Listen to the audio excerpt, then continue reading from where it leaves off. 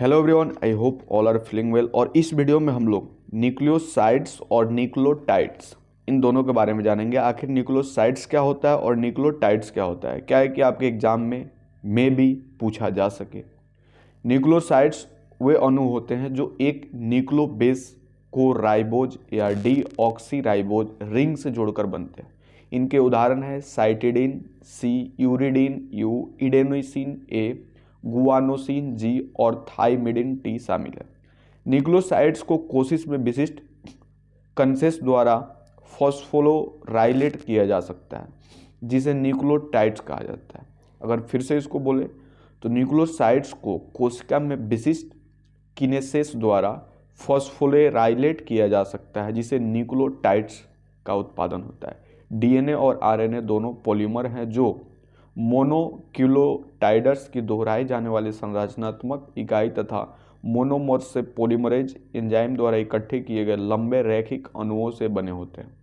DNA डीऑक्सीन्यूक्लियोटाइड्स CG, ए और T का उपयोग करता है, जबकि आरएनए रिबोन्यूक्लियोटाइड्स जिसमें पेटोज रिंग पर एक अतिरिक्त हाइड्रोक्सिल ओएच समूह होता है, सीजी, ए और यू का उपयोग करता है। संशोधित आधार काफ़ी सामान्य है, जैसे कि बेस रिंग पर मिथाइल समूहों के साथ, जैसा कि राइबोसोमल आरएनए में पाया जाता है, या आरएनए को स्थानांतरित करता है, या प्रतिकृति के बाद डीएनए के पुराने स्ट्रैंड से नए को अलग करने के लिए।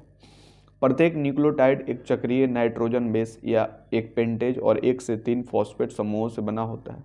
इनमें कार्बन, नाइट्रोजन, ऑक्सीजन, हाइड्रोजन और फास्फोरस होते हैं। वे रासायनिक ऊर्जा एडेनोसिन ट्राइफॉस्फेट और गोनेसिन ट्राइफॉस्फेट के स्रोत के रूप में काम करते हैं।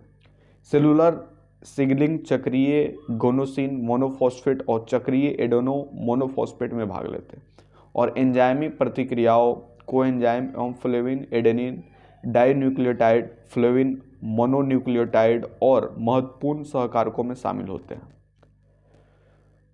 डीएनए और आरएनए की संरचना की बात करें तो डीएनए संरचना में प्रसिद्ध डबल हेलिक्स का वर्चस्व है, जो वाटसन क्रिक द्वारा सी और जी और एटी को टी के साथ जोड़कर बनाया जाता है।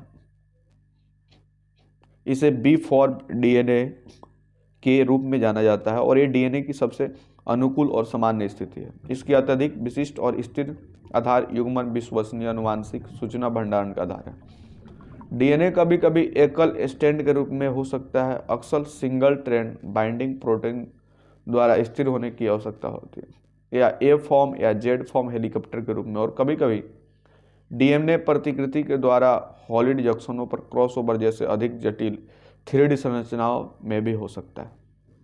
इसके विपरीत आरएनए प्रोटीन की याद दिलाने वाली बड़ी और जटिल 3D तृतीय संरचना बनाता है।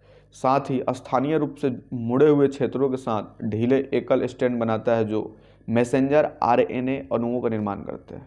उन आरएनए संरचनाओं में ए फॉर्म डबल हेलिक्स के कई खंड होते हैं, जो एकल फंसे हुए लूप, उभार और जंक्शनों द्वारा निश्चित 3D की व्यवस्था में जुड़े होते हैं। उदाहरण की टीआरएनए, राइबोसोम, राइबोजाइम और राइबोस्विच। इन जटिल संरचनाओं को इस तथ्य से सुविधा मिलती है कि आरएनए रीढ़ की हड्डी में डीएनए की तुलना में कम स्थानीय लचीलापन होता है, लेकिन स्पष्ट रूप से राइबोज पर अतिरिक्त ओएच की सकारात्मक और नकारात्मक दोनों बातचीत के कारण अलग अलग संरचनाओं का एक बड़ा सेट होता है। संरक्षित आरएनए अणु अन्य अणुओं का अत्यधिक विशिष्ट बंधन कर सकते हैं और स्वयं को विशेष रूप से पहचाना जा सकता है। इसके अलावा वे एंजाइमेटिक कैटेलिसिस पर कर सकते हैं। इनको राइबोजाइम के रूप में जाना जाता है, जैसा कि शुरुआत में टॉम सेच और इनके सहयोगियों द्वारा खोजा गया था। जल्दी मिलते हैं आपसे नेक्स्ट टॉपिक में, तब तक के लिए बाय बाय।